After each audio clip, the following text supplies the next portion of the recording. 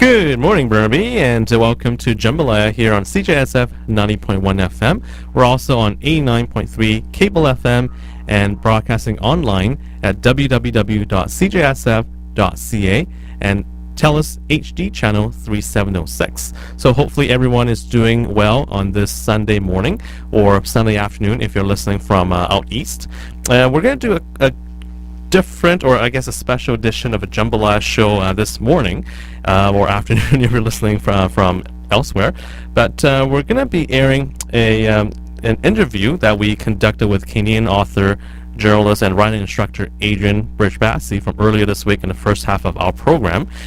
Adrian talks about the differences between creative writing and writing for journalism, and talks a little bit about blogging, and also reads out a couple of chapters from his novel in progress, Triumph the Lion, as well. So it's a pleasure to have him share that with us on air. And in the second half of our Jambalaya program today, we'll have more great independent music from up-and-coming artists, as always, from our CJSF playlist. But before all of that, we're going to do a couple of announcements here on CJSF 90.1 FM, 89.3 cable FM, and then we'll be back with Adrian Bridge-Bassey right after. Okay, just I guess a couple of quick announcements here then. This is actually for everybody that is interested in photography, because we have a little event here called Street Photography coming up on the 21st, which is a Saturday, so 21st of January on Saturday, which will be next week, from 1:30 to 3 p.m. And admission is free for this, but you need to reserve a seat. And what this is basically you're going to learn all about street photography, visiting topics that include contexts, I should say, motives, variations, and a little bit more. And your host is going to be a lady by the name of Vendula, and she has an MFA in photography and visual design from Milan, Italy. Again, the event will be held on Saturday the 21st, which will be next week, from 1:30 to 3 p.m. Again, admission is free, but you need to reserve a seat, and you can go to sfu.ca/reserve, and so it's something to check out if you're interested in photography. We also have coming up, actually we have one event that's happening right now in the city. It's the Chinese New Year Bazaar. I guess Chinese New Year is coming up. And it's a chance to come out and enjoy the Chinese New Year with food, dancing, events, and much more. And it's just a way to, I guess, experience how a different culture celebrates the New Year. And this is actually being put together by Success, which is a group that's a non-profit, non-partisan organization, and they're hosting this festival. Basically, if you don't know, Success assists immigrants when they first come to Canada, or when they first come to Vancouver, I should say, and they also promote well-being of all Canadians. This Chinese New Year Bazaar is a free festival that Success is putting together, and it actually has started already. It started on Tuesday, the 10th of January, and goes until Friday, the 20th, so there's a few more days for this. And the event will be running at different venues and at different times. So how can you find out about this event? Well, you can go onto the website at success.bc.ca for more details. Again, that's success.bc.ca. And this is the Chinese New Year Bazaar. And one more quick announcement here I'm going to just read out here. If you want to volunteer, you have an opportunity to do so here at SFU, because SFU is hosting the Western Canada Sustainable Campuses Conference, which will be held in February this year. And volunteers are needed in finance, marketing, fundraising, food, and other areas as well. So if you're interested in helping out, check this out. And the website for this is sustainablesfu.org. That's sustainable. Sorry, let's try it again. Sustainablesfu.org. And again, this is the the Western Canada Sustainable Campuses Conference. And if you want to sign up, actually, you can just email them directly at scc-info@sustainablesfu.org. That's scc-info@sustainablesfu.org. And again, you can have opportunities and finance, marketing, fundraising, and so on, volunteering for this event. All right, so we're going to now get to the interview with Adrian Bryce-Basse, so let's enjoy that, and we'll be with you after. You're listening to CJSF 90.1 FM.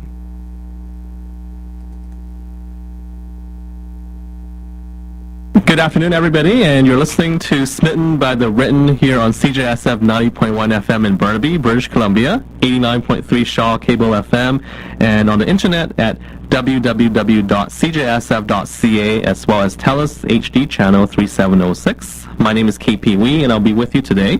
And it's my pleasure to welcome back author, journalist, and writing instructor Adrian Bryce-Basse, who has had a book as well as a few short stories published. He's also written numerous travel articles. He's taught creative writing here in Vancouver, and nowadays he's in the Toronto area, and he writes about travel. And we first spoke with Adrian before the holidays, and now he's back on Smitten by the Written. Adrian and I will be discussing some writing tips, such as differences between journalism and creative writing, and then Adrian will also be reading an excerpt from his novel in progress, Triumph the Lion. And so good afternoon, Adrian, and welcome back to Written by the Smitten on CJSF 90.1. Happy New Year, and how are you doing this afternoon? Happy New Year to you, KP, and thanks again for having me on. And yeah, I'm doing well. Hope all's good with you out in Vancouver. Everything's perfect, and of course, it's always great to have you on the program, sharing tips on writing, Adrian. So we really appreciate you coming on the program. So let's get started then. I mean, there are so many types of writing. There's short story, creative writing, writing for journalism. You do travel articles. Nowadays, anyone can start a blog and start writing. So what are some kind of words of wisdom in terms of wanting to do each of these types of writing? I know they're not the same, that I know. So why don't we pick your brain on this subject? Yeah, I think the goal whenever you're sit down to do a piece of writing is you have to keep in mind what are you trying to convey, who's your audience. What do you want them to get out of the work? And, part of it, it's a fine line because you don't want to be so concerned about the audience that you forget the main goal of writing, which is self-expression and artistic vision. But, journalism and blog writing and some of these other forms of writing are not necessarily artistic, but they do have the foundations of some language basics that you need to know besides normal English grammar and spelling. You need to know how to keep people engaged. And the boring answer of how to write a great piece of writing is to always use a concrete, or you find the perfect verbs and nouns, because those oftentimes are the most powerful parts of the sentence. So I think that's one thing to keep in mind. In terms of the differences between the different forms, I think the term blogging is one of those terms that writers and media people allowed technical folks to kind of co-opt and make it their own. A blog is just another form of publishing, really, and that's we shouldn't minimize it or treat it any differently. But what it does is it allows anybody to be a publisher. Anyone can now have a voice, whereas 15 years ago that wasn't possible. You had to go through a newspaper magazine to get your work published. You don't have to do that anymore. Fair enough. So I guess one of the key things you mentioned was when you're doing writing, I guess creative writing, just kind of understand what your main goal is, and you want to be artistic and you want to think about the audience, but not so much focusing on the audience. For journalism, know the language basics, keep people engaged, use strong verbs and nouns, and blogging, not to kind of minimize the importance of that, because it allows everyone to have a chance to publish. So one thing I want to ask you then, Adrian, is I've heard from various sources that for journalism you don't want to use the word I too much, if at all. Would that be a fair statement? Well, if you're a journalist, you don't want to put yourself into the story. Although I think it's assumed in a byline. And this doesn't get mentioned enough, that when you see someone's byline and they're reporting, basically telling your audience this is what I've seen, heard, and read while I was putting together this report, even though you never mentioned the first person. The first person is really limited in terms of journalism to column writing,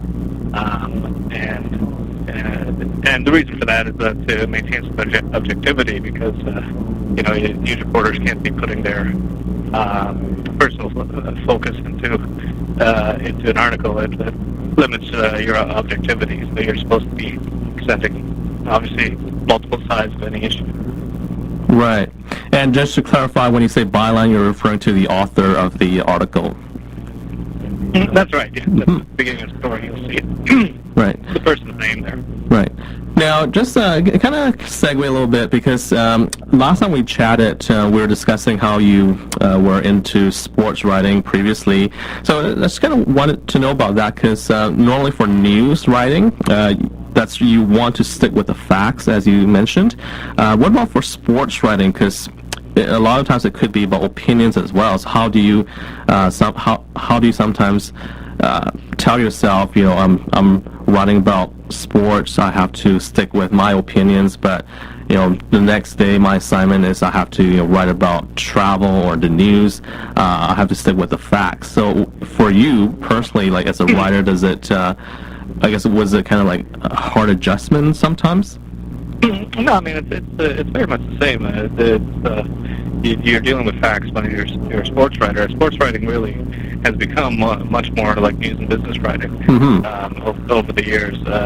You're focused so much on what the contracts of the athletes are, what when you've got the salary cap era now, is how much room of maneuver does the team have to add a player or lose a player? What kind of changes do they have to make on their roster based on payroll? So those are all fact-based business type of angles that you have to cover. In terms of using your own opinion, that's maybe there's some more latitude in sports writing, because you're covering a game and it is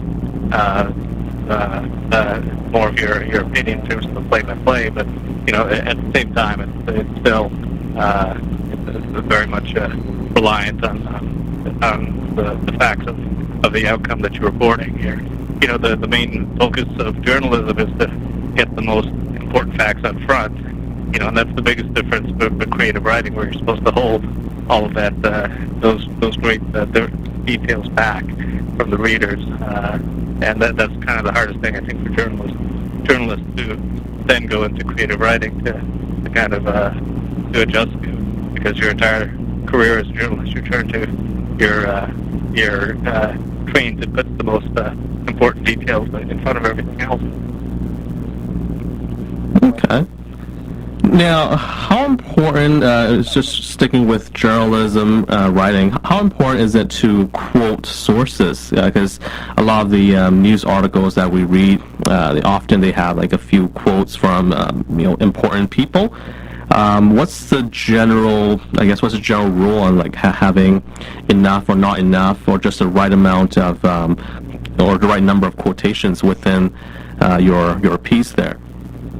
Yeah, you really, it's not really a news story unless you do have quotes. And, I think that's the difference now that you see with published blogging and people who aren't reporters, who don't go out there and gather information from multiple sources. They're putting out their own opinion. They're not trained journalists, but they might still be very good writers. They have good things to say of value. But I think as consumers of information, what we have to be aware of is that the quality information is still produced by people who are trained as journalists, and that it's vital to get the sources. That's why that's the most important thing for any journalist is the number of sources that they have in their field, or their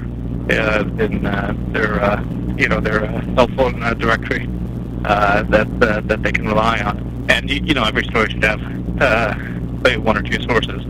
Depending on a news story, it might have multiple sources. There's no rule of thumb really, but it's whatever you need to to make sure the story's told well and that it's balanced and that all opinions that are should be heard are heard.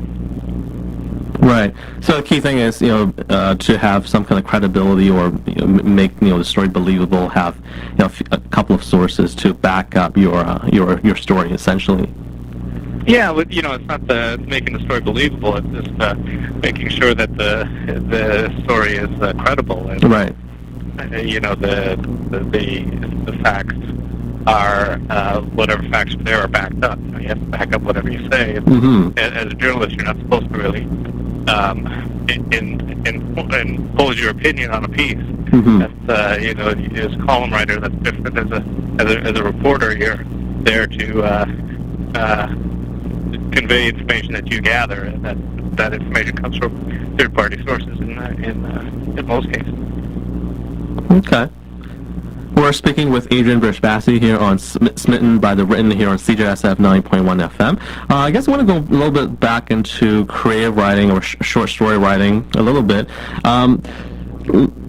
Let's say I want to write a story. Do I need to what kind of sources would I need to look up in order to make my story believable or credible? Because I can't really write about, let's say, have my main character be a teacher if I know nothing about the profession. So what kind of advice would you give to someone that wants to write a story and have a main character doing a certain occupation, but the writer has no idea or doesn't have a lot of knowledge about that particular field or occupation? Yeah, well, a lot of times creative writers will to go and interview subjects for their books, and that's how you get your information. And a lot of times, police departments are famous for letting famous authors in and giving them tours and having them trail around their police officers and their forces, and they're much more willing to do that than letting a journalist in. I think it's just a matter of making the phone call and seeing if people are willing to help you out. I think a lot of times people would be. But yeah, you have to get that knowledge, and and it's good that you mentioned that about getting into characters through their jobs, because I think that's very important to any story that you develop as a creative writer is getting to know people's jobs, and it's very important.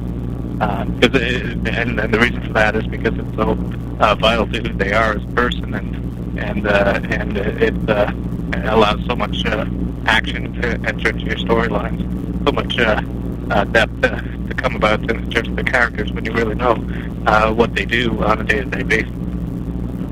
But I'm sure the lingo that they use, normally, at work, would be kind of important as well. Just so that the reader is going to know, hey, this author knows what he or she is writing about, because the main character is a police officer, and in the story, that character is using the right lingo in a dialogue. So I think that's another important thing as well for certain. Yeah. There's a lot of books out there that'll give you the police lingo. I've talked to a couple that are published that will tell you what all the code signals are and what some of the slang is. Right.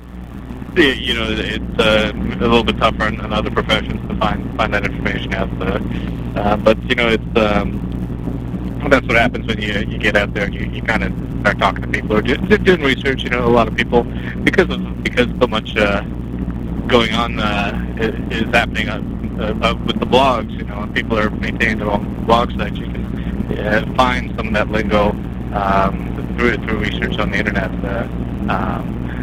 where people in certain professions have created their own meetup groups or their own blogging communities, and that lingo is out there on the internet. That's a great idea, because about blogging and kind of looking at people's blogs and kind of getting some ideas, because it's happened to me before where I was trying to write a story where the main character was being shall we say, screwed by her boss, and I was looking up at various blogs to kind of see like, what people do, what kind of treatment people get at work from their bosses, to try kind of use those kind of storylines in my writing. So yeah, like certainly like 15, 20 years ago we can't do that, but now it's just we can look anything up, so that's great. It's great. It also becomes a little bit more difficult as a creative writer, because you have to then make your story even more believable with that information that's out there. You have to immerse yourself in, as well. It's those people writing all those blogs are going to be looking at your story much more critically too, and seeing where you went wrong, where you didn't. Okay. I just want to go back a little bit. Earlier, you mentioned about like police department, police station. You mentioned the word famous author, like police stations or police departments have been known to have famous authors to have a tour with them to see what they do, as opposed to like just a reporter. Now the word that jumped out at me was the word famous. Like I'm sure you don't have to be like a famous person just to make that kind of request. I guess. Oh no. Yeah, no. It was. I was thinking that I remember Michael Ondaatje had when he was writing A Niels Ghost, which was a very medical. It was a book that was was dealing with the Sri Lankan Revolution. And the main character was a doctor. And, I know he went to, I think it was NYU and one of the hospitals in Toronto, I believe, and he spoke about the treatment he got there, and how people were very open about showing him what they did, and how the hospitals operated. So, that's one of the things that was in my mind. But you hear those stories of authors who do that. But yeah, you don't have to be a famous person to make a phone call at all. No. Right. I think as long as you're upfront about what you're doing and are clear about when you communicate your goals. Right. So just communicate. Right. Communicate clearly, like what you want out of that experience, and hopefully they'll be able to accommodate you. Good stuff, Adrian. I want to talk a little bit about your writing. Last time we talked, maybe it was about 3 weeks ago or so, and we were talking about your novel in progress, Triumph the Lion. How's that going? Oh, it's going well. Getting closer to I'm on the I would say the third, probably final draft. Okay. Yeah, getting closer. I think it's just any day now. Good stuff. We're really thankful that last time on the program you read out like a short excerpt from this novel. Do you have anything for us today? Oh yeah, gonna continue maybe reading for another 5 or 7 minutes from Triumph the Lion, picked up roughly where I left off. Okay, so that's perfect. So that's Triumph the Lion by Adrian Bryce-Bassey. So we'll get you started. Sure, and we pick it up here with the stories about a South African safari guide who has made a lion famous. And there's busloads of people arriving to see this lion, as well as the other great sites in South Africa. And in this section that I'm going to read, we meet a couple of those visitors, including the woman who becomes the love interest in the story. Okay. So we'll pick it up. The busload arrived on Sunday. A caravan from the airport that carried a pale-skinned Floridian couple and a half-dozen Spaniards, the requisite German husband and wife, as well as 3 unrelated young women, also from Bavaria, retired Dutchmen, already looking burnt from the bush-belt sun, and Maria, the 50-somethings who lived close to Miami, accosted Sham from the moment they learned his job. They approached in matching cargo shorts and wearing khaki boonie hats that lounged off their backs, tethered to them by string. "We want to see Sal Rock," the woman declared. "Please tell us you will be able to." "We've been fascinated by your blog," her husband added. "We check all the time for updates, hoping for a clear photo." Shamrock, my friend, gave me the Maluli death stare, a look that slaps the receiver with a curse. I stuck my hands in my pockets and braced myself for the sensation of feeling my balls being squeezed by a force that answered to Sham as if he were Aladdin. Yes, it's like trying to spot the Loch Ness monster in some of those pictures. The wife from Florida said insultingly just before resting a Nikon with a 300mm zoom lens on the counter in front of Sham. If she weren't so innocuous looking, you might think she pointed the camera at him as if to threaten with a weapon. You really should get a professional photographer, she said. That's not my decision to make, unfortunately, Mrs. Sham said. Well, I just have to tell you, I can't wait till you take us on safari. You will get us to him, won't you? They only looked more mirthless than the one Sham gave to her was the glower he flashed once more at me. A Madluli death stare is no mere wish to see you consumed by fire. The most vicious of the Madluli curses want you to be eviscerated by a swarm of locusts, or consumed slowly by a boa constrictor with halitosis, or bludgeoned on a rhino's horn, and made to endure a punishing ride for miles up the slopes of the savannah and then down again until your insides have bled onto the beast's keratin spear and you are dead. That was the kind of pain Shamrock's curse would be inflicted upon me. Up to that point, of course, I had lived, but the stare was coming more frequently as visitors, mostly Americans ever consumed with celebrity, continued to arrive infatuated with the lion. As Sham focused on the tanned, wrinkled couple in front of him, I pinched on my underwear as inconspicuously as I could to give my testicles a little more room in case his curse arrived at that moment. I got off unharmed, though, possibly because Sham had confused the fates by dividing his ill wishes between me and the strangers who occupied his time. We cannot guarantee you will see any specific animal, Sham said to the couple, both of whom frowned immediately, the way wealthy people do when they are about to voice displeasure of being robbed of some perk promised by a hyperbolic marketer. The Kruger Reserves are part of the national park, not a zoo, Sham continued, to explain with a line he had rehearsed during that season when Cell Rock's popularity was at its height.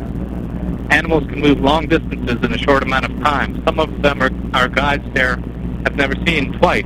Others die in the night before we can locate them again. Cell Rock isn't dead, is he? The woman asked, looking aghast at Sham, then at her husband, and lifting her camera up into her arms as if it were a child in need of a hug, or a clapping of the ears so not to be frightened by adult talk it wasn't ready to hear. Do you know how much money we've paid? Her husband said, staring at Sham, the man whose job it was to take him within close proximity to animals that could claw off his face with 2 quick strokes of their paws. Yes, Mr. Danton, I have your account information right here, answered Sham, who enunciated his words in a near sing-song that made him sound friendly at all times. You had to be around him a while to catch on to the segregation going on in his mind. When he used an honorific and a guest surname, he was actually deriding that person. Rather than Mr. Dan or Sir Dan, when he said Mr. Danton, it meant he couldn't stand the guy, and for the duration of that guest's stay at Avishkili Lodge, Sham would subtly jab, calling him out for struggling in the morning, or asking him to squeeze in, pointing out his obesity, slapping him hard on the back as if to make him think he was in the fraternity of Africans, when in fact all Sham was doing was slapping him hard on the back because he was a needle in the ass. When Danton arrived at the lodge and raised his voice at Sham, his wife patted his freckled arm, calming him like a pet. Danton jerked his arm away from her, turned his back on the African, and stepped away. Sham's eyes narrowed for a minute as he watched him go. The man's wife, perhaps sensing some tension between her husband and the muscular safari ranger in front of her, tilted her head down toward my friend's nameplate and contritely said, "Your name is Shamrock." She brushed aside the gray locks that had fallen in front of her mouth after her husband had yanked back his arm. "Shamrock and Cell Rock. That's quite cute." Sham's eyes squinted again as he looked my way before he replied, "I don't think so, Mrs. Danton." I left for the galley before he unleashed his genie. Maria stopped me outside the restaurant. She's waiting at the front desk with a welcome package of information, key cards, and marketing material meant to upsell each guest at the lodge. When she noticed the flag stitched to the sleeve of my cook's jacket, she got excited. "Now I know I came to the right place," she said, pointing to the maple leaf. "Canadians are patriotic to a fault. I can say that because, well, I stitched the flag to my work uniform, and my boss wouldn't let me forget that violation of resort property. The thing is, Canadians don't realize the reason no one ever says anything bad about us, is because we're too bland to have a reputation. In the tourism business in Africa, the laydown goes like this. Irish travelers are drunks, Americans are ignorant, Aussies are mean drunks, Brits are snobs, Italians are sleazy sex hounds, Russians are slimy bastards, Spaniards are happy drunks. No one who speaks Spanish is ever on time.